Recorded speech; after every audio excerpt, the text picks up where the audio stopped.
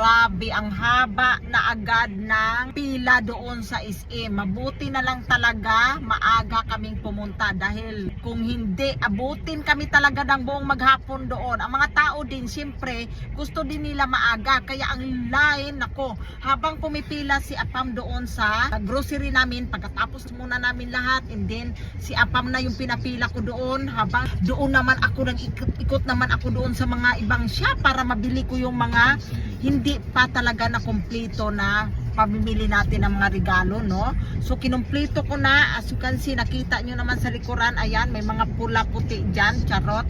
So ayan, finally natapos kami ng mga 11:31. So pauwi na kami ni Apam. So happy kami dahil nakakainis magpila ng sobrang haba. Kaya ito kami, kaya kung ako sa inyo, nako, agahan nyo ang punta sa mga department store, sa mga grocery na yan para matapos kayo ng maaga at hindi kayo pipila ng sobrang haba. Tingnan nyo kami, pauwi na kami ni Dodong Apam ngayon.